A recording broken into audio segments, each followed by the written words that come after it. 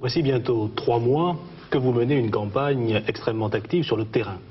Vous avez sillonné la France entière, le territoire métropolitain, mais aussi les départements et les territoires d'outre-mer. Vous avez tenu de multiples réunions, vous avez rencontré beaucoup de gens.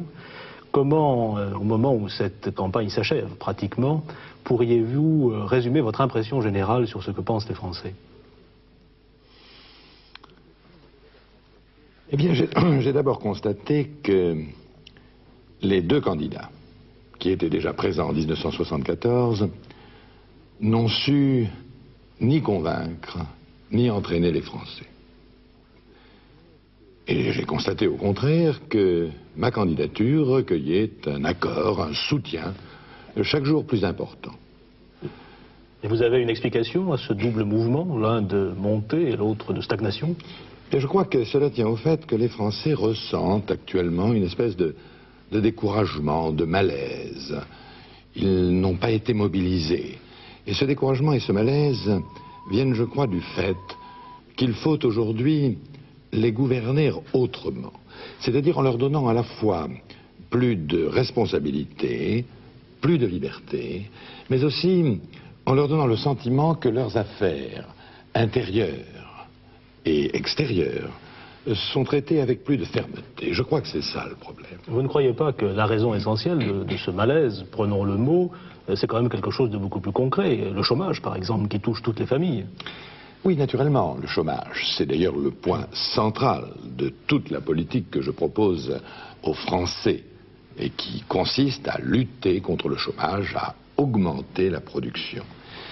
Mais au-delà de ce problème, il y en a un autre qui est, comment dirais-je, ressenti confusément, et qui est le sentiment qu'ont les Français d'une certaine inutilité, si j'ose dire, c'est-à-dire le sentiment que leurs problèmes quotidiens ne sont pas compris, que leurs suggestions ne sont pas entendues, qu'il n'y a pas de dialogue entre eux et les pouvoirs publics, ceux qui sont responsables des affaires de la nation, qu'il n'y a pas en un mot de concertation. Et comment est-ce que cela se passerait concrètement si vous étiez élu? Comment vous y prendriez-vous pour faire comprendre aux Français qu'ils sont pris en considération? Car c'est un peu ça votre objectif. Mais écoutez, je crois que c'est d'abord et avant tout une question d'état d'esprit. Si vous me permettez, je reprendrai un exemple qui était celui de mon expérience comme ministre de l'Agriculture. Je n'ai jamais, à cette époque, pris une seule décision qui n'ait été au préalable prise en accord avec l'ensemble des représentants des organisations agricoles. Alors naturellement ça demande du temps, ça demande un effort de compréhension mutuelle, ce n'est pas simplement un dialogue où chacun s'exprime et où ensuite l'État décide, c'est véritablement l'exigence d'une meilleure compréhension mutuelle. Est-ce qu'il y a d'autres catégories sociales qui seraient concernées par cette politique de concertation et de dialogue? Mais toutes, bien entendu. Prenons quelques exemples. Vous avez aujourd'hui les cadres, je veux dire l'ensemble du personnel d'encadrement, c'est-à-dire cadres et agents de maîtrise, qui savent qu'ils sont l'ossature même de la nation, qu'ils sont responsables de son avenir, de son activité, et qui ont le sentiment à la fois d'être mal à l'aise dans leur entreprise, malgré bien sûr des exceptions, mais surtout de ne pas être considérés, compris, entendus, de ne pas pouvoir dialoguer normalement avec les pouvoirs publics sur des problèmes qui sont à l'évidence même de leurs compétences et de leurs responsabilités. Vous avez les professions libérales. On explique aujourd'hui en permanence que nous sommes pour une société de liberté, d'initiative, de responsabilité. Et on laisse petit à petit marginaliser les professions libérales. On ne leur donne pas la faculté de s'épanouir. Au contraire, on les... en permanence, on fait en sorte qu'elles ne soient pas libres de leur mouvement.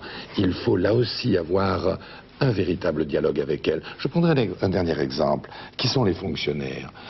Le problème des fonctionnaires aujourd'hui, ce n'est pas d'en créer davantage.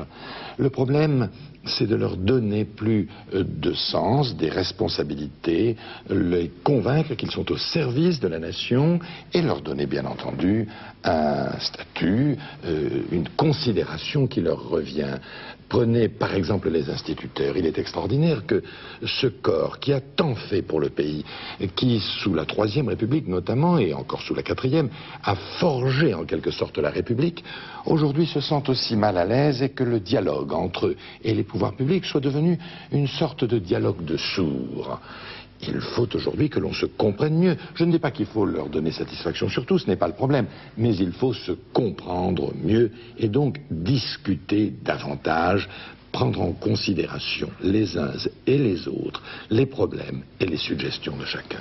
Vous définissez ainsi une sorte de manière de gouverner différente de ce qui se pratique à l'heure actuelle. Mais je me demande si dans cette impression de malaise que vous avez ressentie, il n'y a pas quelque chose dont on parle moins souvent, mais qui est une espèce d'inquiétude sourde des Françaises et des Français devant la façon dont les affaires de la France sont conduites à l'extérieur, dont la France contribue aujourd'hui au développement de la paix dans le monde. Oui, encore que les Français n'ont jamais pris exactement conscience des conséquences de la politique étrangère sur leur vie quotidienne. Mais aujourd'hui, ils se rendent compte davantage de cette importance. Il faut, dans une politique étrangère, une très grande fermeté. Il la faut d'abord pour défendre les intérêts de notre pays. On ne peut pas dire aujourd'hui, par exemple, que à Bruxelles, au sein de la communauté européenne, la France ait suffisamment d'autorité et de volonté pour défendre les intérêts de nos agriculteurs, de nos marins-pêcheurs, de nos sidérurgistes, de nos travailleurs de l'industrie du textile ou d'autres. C'est sans doute un domaine, la politique étrangère, où il est facile, et on le voit ces temps-ci, de critiquer. Il est plus difficile de proposer. Quels seraient les fondements d'une politique étrangère que vous pourriez mener si vous étiez élu? Bien, ces fondements, je crois, sont simples. Il y a d'abord le fait qu'il faut toujours avoir le même langage, quel que soit l'interlocuteur auquel on s'adresse. Il faut ensuite être profondément convaincu que lorsque les intérêts de la France et des Français sont en jeu, le compromis ou la concession n'est pas acceptable. Il faut enfin savoir que la France a traditionnellement un message à apporter au monde et à cet égard une responsabilité à l'égard des autres nations, et que ce message, c'est la défense intransigeante des droits de l'homme, des droits des peuples à disposer d'eux-mêmes. Et sur ces domaines, la France ne doit pas accepter de concessions. L'un des moyens de cette politique étrangère particulièrement résolue et active, c'est la présence des Français à l'étranger et également la présence de la France sous une forme qui est très importante, qui est celle de sa langue. Oui, c'est exact. La France a le privilège d'être présente au monde, un peu partout. D'abord géographiquement, par ses départements d'outre-mer, par ses territoires d'outre-mer, qui font qu'elle n'est pas un pays comme les autres, replié sur son hexagone, d'où l'importance de ces régions.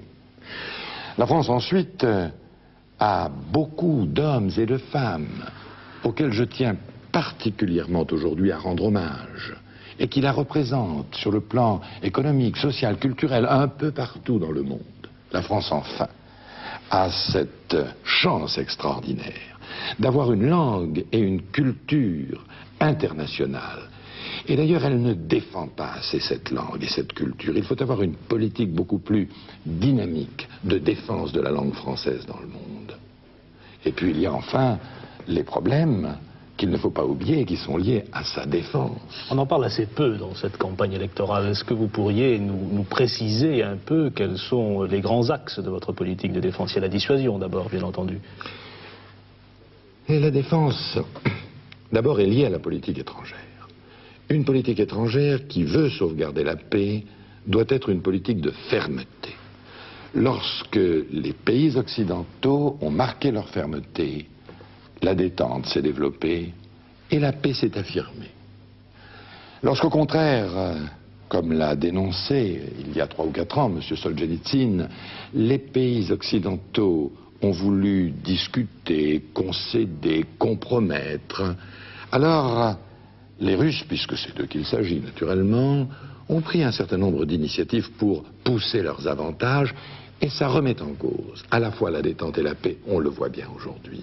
Il faut donc plus de fermeté. Et cette fermeté s'appuie notamment sur l'existence d'une défense nationale qui soit véritablement efficace. Or, l'efficacité aujourd'hui, et plus personne ne le conteste, c'est la défense nucléaire, et notamment la composante de notre défense nucléaire qui est la moins vulnérable, c'est-à-dire celle qui se trouve sous les mers, nos sous-marins nucléaires. C'est pourquoi je propose d'augmenter notre effort en ce qui concerne les sous-marins nucléaires. Il faut pouvoir montrer sa force pour ne pas avoir à s'en servir. Ça aussi, c'est le service d'une politique de paix. Dans cet effort de défense, vous parlez beaucoup du nucléaire, il y a aussi une autre composante, car la France a des voies d'approvisionnement à protéger vis-à-vis de l'étranger. Elle a besoin d'une force d'intervention. Est-ce qu'il n'y a pas là aussi quelques problèmes à l'heure actuelle ? Certainement, on pourrait évoquer naturellement tous ces problèmes. Non seulement elle a des voies d'approvisionnement à protéger, mais elle a des accords, oui, mais aussi elle a des accords avec un certain nombre de pays, je pense en particulier avec l'Afrique, qui sont des accords de défense et qu'elle doit être en état de respecter. Et cela suppose que ces forces d'intervention soient demain dotées de ce qui leur manque, c'est-à-dire des moyens matériels et notamment des moyens de transport qui lui sont indispensables. Alors, M. Chirac, devant un monde aussi dangereux et aussi compliqué, devant une tâche aussi lourde que celle qui vous attend si vous êtes élu, est-ce que vous êtes optimiste ou pessimiste ? Je suis optimiste.